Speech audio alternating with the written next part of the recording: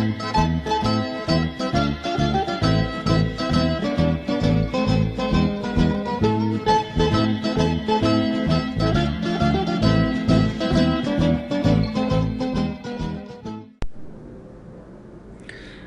everyone, this is Winston Wu of Happier Abroad.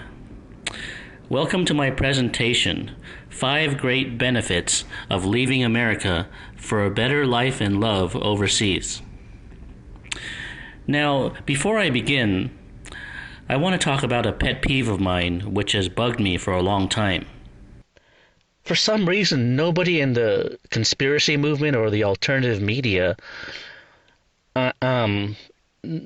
no matter how much they discuss all the problems in America and how bad things are getting and how crazy things are, they never ever suggest that anyone leave the country and go somewhere better where things are better. Never. I mean, they don't even entertain the idea. They act as if that option does not even exist. Which is really weird because, if a ship is sinking, if a big ship was going down, I mean, wouldn't your first thought be to just simply get off the ship? I mean, yeah, of course. So why is it that when America goes downhill and all its toxic problems, that nobody seems to suggest just getting off the ship? I mean, that is weird. Very inexplicable. It's like, there's this assumption that no matter how bad things get in America, leaving is not an option. You have to stay and try to fight the system or try to change it or something, which is ridiculous and futile. You can't change society. You can't change other people, and definitely you can't change the powerful forces that run the society or the government even, or the media. So, the best thing to do is to find a culture that resonates with you and has what you want, and that's more healthy and sane and better for you. I mean, that's a lot easier than trying to change society, which is futile, obviously. But yet, all of the conspiracy people and those in the alternative media, they never mention this. For example, Alex Jones, David Icke, Michael Tsarian, Jordan Maxwell, David Wilcock, even even George Norrie on Coast to Coast AM. I mean, all of these people, will discuss how terrible things are in America, but none of them will ever suggest getting out of it for a better life. I mean, that is just so bizarre. And even the mainstream American population assumes that no matter how many problems they have, no matter how shitty life is, that to leave the country is never an option. It's not even worth considering. I guess there's this assumption that, America's the best, so everywhere else can only be worse or the same, so there's no point in leaving, right? Well, that's a wrong assumption, because anyone that's spent a lot of time overseas will tell you that in most other countries, there are a lot of things that are better in many ways. And so the option for a better life does exist for many reasons. And me and my forum people at happierabroad.com, we discuss this every day. It seems like we're the only ones that discuss this as a solution. I mean, going abroad. Whereas virtually nobody else in the alternative media does, and that's just so bizarre. I mean, it's like everyone assumes you can't leave America. It's not even an option. I mean, I guess maybe they're very patriotic and they love America and the country and the concept of it. So they don't want to leave, and so all they want to get rid of is like the New World Order or the government or the globalists or the Illuminati or whatever, but I don't know, that's just kind of crazy, because I mean, America has a lot of problems other than the New World Order. I mean the culture has degraded so much since the 1950s and has gotten worse and worse every year. So America doesn't just have problems with government or with the elites and the globalists. I mean, it's the culture, the social life, the dating scene, and the mental health has just degraded totally. What most Americans don't know is that other countries, most other countries, are not like that. And I'd like to give some examples and reasons, that'll explain why there are a lot of benefits to living overseas that most Americans don't know about and that never take into account, and is not even talked about in the alternative media, the counterculture movement, or the conspiracy movement. So I'm going to briefly summarize the social benefits, the romantic benefits, the psychological benefits, the economic benefits, and the health benefits. Okay, first of all, the social benefits are that in most other countries there's a sense of social connection. People are not isolated and segregated. There's not this paranoid wall people have toward each other. So it's a lot easier to meet people and make friends. Even if you go into a restaurant by yourself, in Europe or Russia or South America, I mean, people will talk to you, and I mean, people are very social towards strangers, and there's not this competitive mentality where everyone is an enemy, and people are just not as paranoid and uptight about talking to strangers, especially young people. In other countries, young people are more down to earth and more easy to connect with. And you see, in America, to find people that are down to earth, you usually have to talk to the older people, like senior citizens and stuff. They come from a generation that was more down to earth, but the young crowd is totally not. And especially young women in America are the least down to earth in the world. Totally. I mean, they're so self-absorbed and narcissistic and paranoid and just totally in their own world. It's just virtually impossible to connect with them. I mean, they don't even want to connect with people. So, in America, yeah, it's very socially isolating. There's no human connection. If you go out by yourself, you don't really meet people. You can't just go out and meet people in America. It just doesn't work that way. Everyone has their own, clique, and you have to find your clique and bond with that clique, and that's how things work in America. It's not very easy to just go out and meet people. I mean, the social scene is very exclusive, and people don't talk to strangers unless it's business related. So the social scene in most other countries is a lot more natural. I mean it's much more relaxed. It's easy to start a conversation with people because they're just more down to earth in general, and so there's a feeling of connection in other countries that you don't get in America. So other countries are not as lonely and isolating, and of course this varies from different countries. Some countries are more cliquish and others are less, but I'm just saying that in the other two countries of the world, probably most of them are not as cliquish and isolating as America.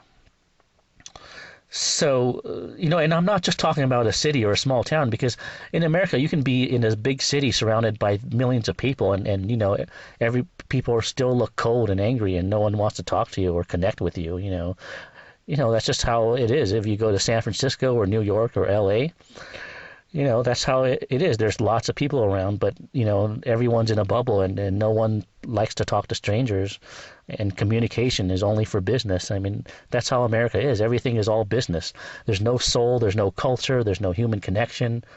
Everything is just a business. You're supposed to work and consume and derive your fulfillment from that, which is stupid, because a person needs a lot more than just to work and have no other reason to live, and then and then to try to fill their void with consumerism. I mean, what about love, romance, sex, passion, adventure. I mean, what about just living, And I mean, the culture in America just it just sucks your soul. It tries to turn you into a machine.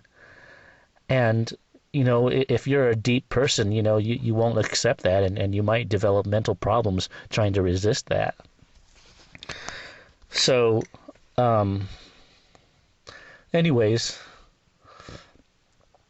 so that's the social benefit, and the romantic benefit is that women in most other countries are a lot more sweet and feminine and down to earth and easier to connect with. They're a lot more approachable too. So it's so much more easy to meet them and date them than it is in America. And let me tell you a secret that most Americans don't know and that is not discussed because it's so taboo for some reason. And that is that in America, it's virtually impossible to find a beautiful girl or woman that's also down to earth at the same time. I mean, you might have been able to find that in the 60s and 70s, yeah, when women were more innocent and wholesome, which you can see in the TV shows from back then. But in modern America, no way. I mean, you're not going to find that. But in other countries, such as Russia or Ukraine, for example, beautiful women who are down to earth are everywhere, I swear. I mean, every guy that's gone there and dated women has been mesmerized, and they've called Russia and Ukraine a dating paradise because, I mean, the average girl there is attractive and thin and educated and smart and down to earth. And you're not going to find a gorgeous, attractive girl in America who's down to earth. I mean, it's impossible. But in Russia, it's everywhere. It's the norm. And it's just so mesmerizing when you discover that you just can't believe it, But it's true, I swear. I mean, if you look at my videos and photos on happierabroad.com, I have so much proof of this and direct proof that no one can dispute. You can just see it in the video, what I'm talking about, where I randomly talk to girls and the girls there are just so social. I mean, women overseas are a lot more social with men. They don't have this negative attitude toward men and this paranoid attitude that they're all creeps. In other countries, it's not like that. And that's one of the biggest secrets that most American men don't know, sadly, because it's just taboo to talk about this, to say that women overseas are friendlier than in America. I mean, it's one of the most obvious things. Any guy that travels and dates women in different countries knows that the U.S. is the hardest place, probably the hardest in the world, to get dates and to meet girls. I mean, so it's just weird that it's never talked about. I mean, this subject is so taboo. It's like it's even more taboo than anti-Semitism. That's how bad it is. When you talk about it, even on YouTube, most of the time the video gets removed. It's just, I mean, even YouTube censors this truth out. I mean, it's just so offensive to people for some reason. I don't know why, but it's so important because if you're a single heterosexual guy that likes women, then, you'll be much happier outside America where you can date women and ask them out without feeling like a creep. That's the thing in America. I mean, the very act of asking a girl out in America feels creepy, like you're committing some type of transgression or violation.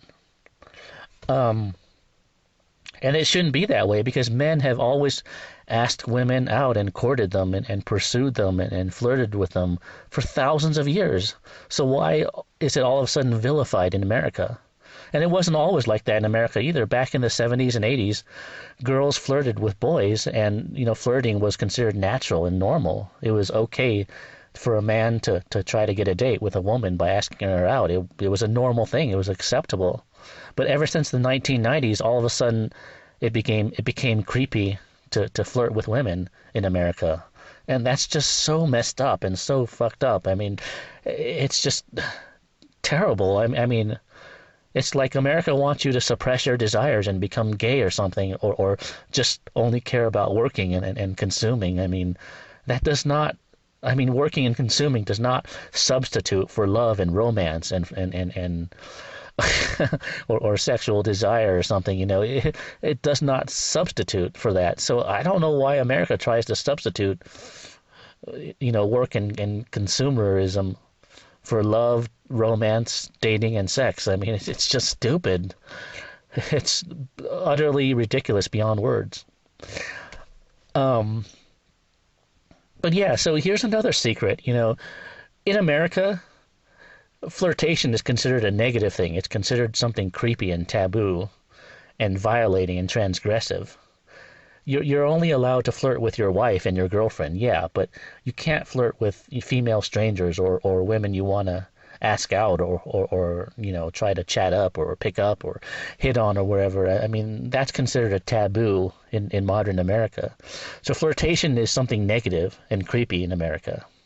But in most other countries, such as Russia, Ukraine, most European countries, most countries in South America, etc., and also Philippines, Thailand, and certain parts of Asia, of course, flirtation is actually considered a positive thing. It creates energy. It creates excitement. It fuels the chemistry between a guy and a girl, and the women in other countries, I mean, foreign women are flattered by flirtation.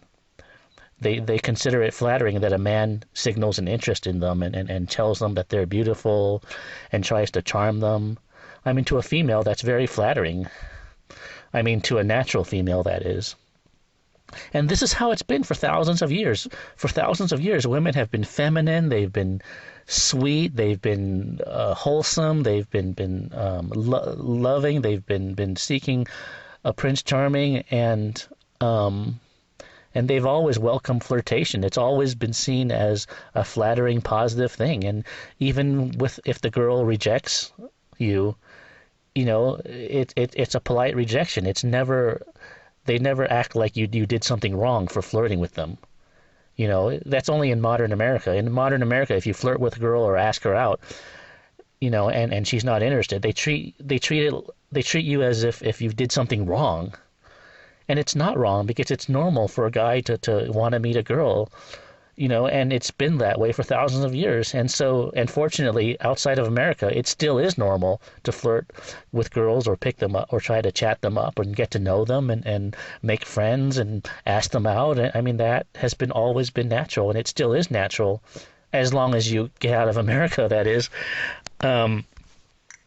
So in other countries, flirtation is a positive thing. It's flattering. It creates energy, excitement. And whereas in America it's a negative thing, it's creepy and taboo. That's a very big secret that, I wish more people would know about, because it's never talked about. When you ask a girl out in other countries, very often she'll just say yes and then say, okay, well, I get off at work. Meet me in front of this building at 7. See you then. It's a natural, normal thing to ask a girl out. It's not a creepy thing. It's not a bad thing. It's not a violation of boundaries. But in America, I mean, the girls are so picky that, most of the time when a guy asks a girl out, it just doesn't feel natural. It doesn't feel right. It feels like you're violating a boundary, like you're doing something creepy, like you're doing something wrong. And that's just so fucked up. I mean, totally. And it should not be that way. And I can't believe this is not talked about more. I mean, no one in the alternative media wants to talk about it, so I'm trying to put together a radio show for our movement at Happier Abroad, so we can talk about more of these things. I mean, actually, the only guy I know that talks about them is Steve Hoka, and he's interviewed me a number of times, and people in my movement, but I mean, he comes and goes. He doesn't always do shows very often. Sometimes he just disappears and just doesn't do anything. So he's not very active or consistent. So, We need, like a consistent big voice out there that's going to get this message out and this truth out, because there's so many millions of lonely guys and depressed guys in America that have no dating options, and they need to know this. They have a right to know this. They need to know their options. I don't want to tell anyone what to do, but I want to tell people what I've discovered overseas and the options that the single man has in America. They deserve to know these things. Okay, so that's the romantic benefit of overseas, is the women. They're just much more feminine and social with men, and much, much easier to date, meet, approach, etc. Okay, the third thing I want to talk about is the psychological and mental health benefit. Yeah. So the benefit of going overseas is that, the psychological benefit is that you just feel more relaxed about yourself. You don't feel as self-conscious because, other cultures, especially people in poorer countries, are not as shallow. They're much more relaxed, and you feel more accepted, you for you. There's not this competitive mentality. There's more of a social connection and inclusive mentality. So you just feel a lot more at ease about yourself, and it's a bit hard to explain, but in America, it's just hard to be yourself and feel accepted. Nobody really feels accepted. They feel like they have to constantly prove themselves and have to constantly pump themselves with confidence and fix their self-esteem. And it's like there's something that always wants to drag you down and make you feel like crap about yourself. It's really hard to explain. And what most people don't know is that it's not like that in most countries. In most countries, you don't have to keep pumping yourself with confidence and self-esteem. That's mostly an American thing. And you can, the statistics on mental illness prove this. If you look at the links on my website and on the World Health Organization website, it'll tell you that America has the highest rate of mental illness in the industrialized world. It's indisputable. America has the biggest mental health industry, the highest rate of use of antidepressants. People, for some reason, mental illness is just so high in America, and this speaks volumes about how dysfunctional and insane and unnatural the society in America is. And so, that proves my point, that mental illness is a lot higher in America than it is in any other country, even higher than England and Canada, which have similar cultures. So your mental health will improve if you leave America too, and that's a very big benefit, because mental health and your state of mind are very important. Even science has proven a mind-body connection between your health and your state of mind and well-being. So, your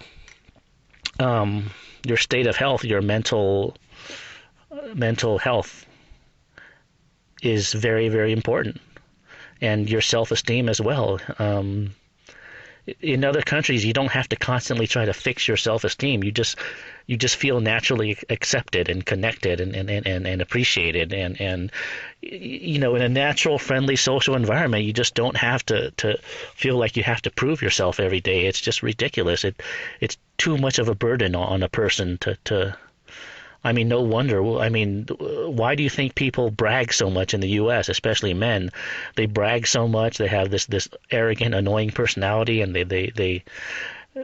most men I've met in America always brag about how much money they make and how much women they've gotten. And most of the time, it turns out to be bullshit if you look into it. Every guy just likes to brag and exaggerate. And obviously it means they're very insecure, because America makes you very insecure. Something about the social culture in America is highly toxic and makes people insecure. And so America is a very toxic culture for your mental health, for sure.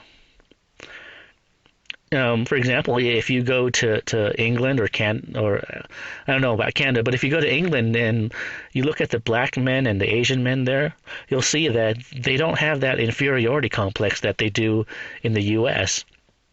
because they're not treated like crap and constantly discriminated against socially like they are in America. So they've grown up with a lot more accepting culture. And interracial dating in England is a lot more acceptable than, I mean, a lot more, yeah, it's a lot more acceptable than in America because the white women in England are much more open to men of color than in America.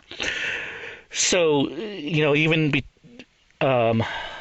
in England, there are some benefits over America. I mean, people in England are healthier.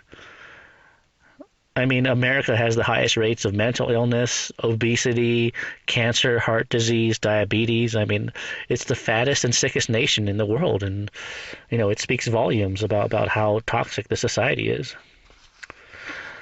The next category I want to talk about is the economic benefits of living overseas.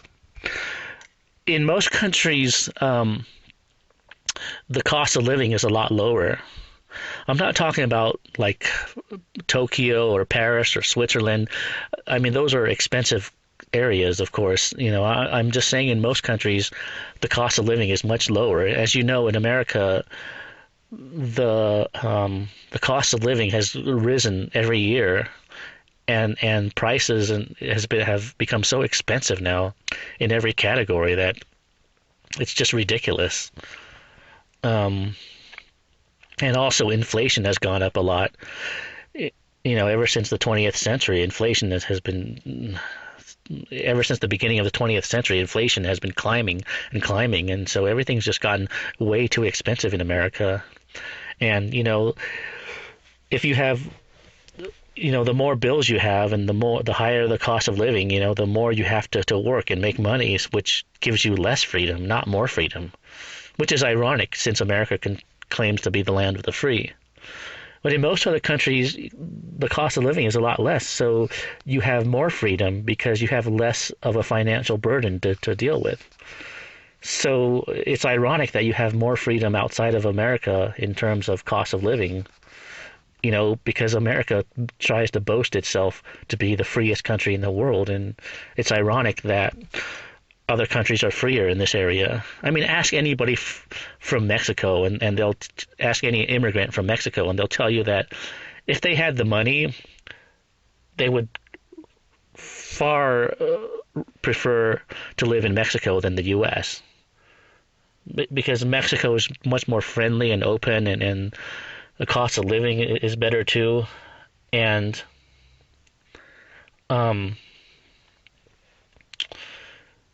so, yeah, I mean, it's just more.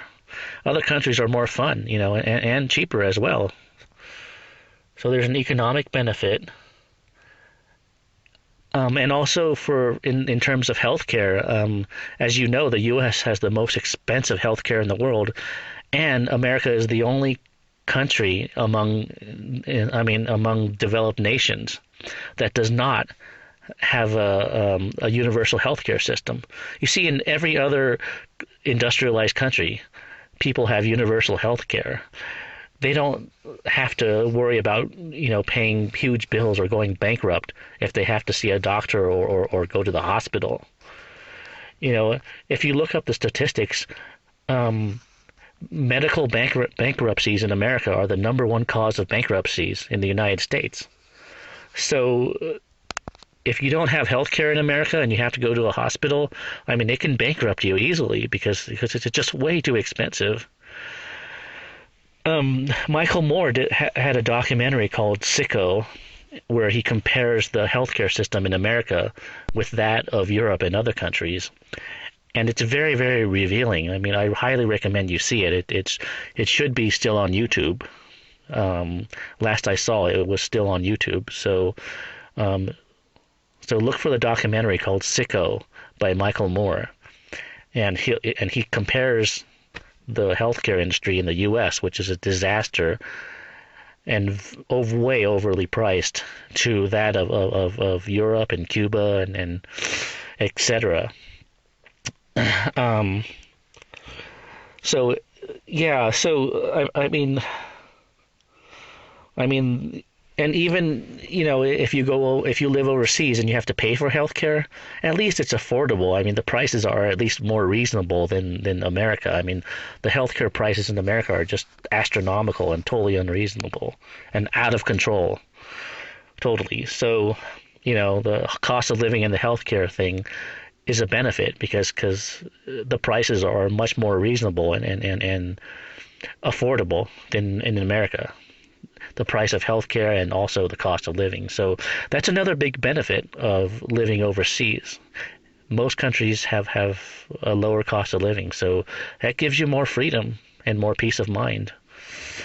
So, I mean, that's a very practical benefit, not just a psychological one. And the fifth category I want to talk about is, health. Yeah. In America, the problem with the food in America is that it's just way overlaced with sugar excessively. I mean, almost everything contains too much sugar. And so, and also toxins and GMOs, which is genetically modified organisms. And so America is like the fattest and the sickest nation in the world. I mean, the rate of cancer, heart disease, diabetes, etc., is just the highest in the world. I mean, America is even sicker than England. I mean, there are statistics in news articles that prove that. So, the food is just so unhealthy in America. Everything is laced with too much sugar, and it's really hard to eat healthy in America because, I mean, unhealthy food is everywhere, and to find healthy food, you have to go to organic health food stores and spend a lot of money because they're expensive, and it's always an uphill battle. It's always hard work to eat healthy in America, and it's too easy to give into temptation. So it's only a matter of time before you give in to the temptation to eat unhealthy in America. Because unhealthy food is everywhere. It's like it's hard work to eat healthy. So, and what's sad is that the food industry in America, they put profits above health, which is totally fucked up because, health is a lot more important than profit, but America is so greedy that they would put profit above health. I mean, the food industry does this, the big pharmaceutical companies do this, and it's just so sad and upside down. I mean, only in a totally insane culture would profit be put above health. The food industries put too much sugar in everything because they want food to be addictive so they can sell more. They don't care how sick it makes people.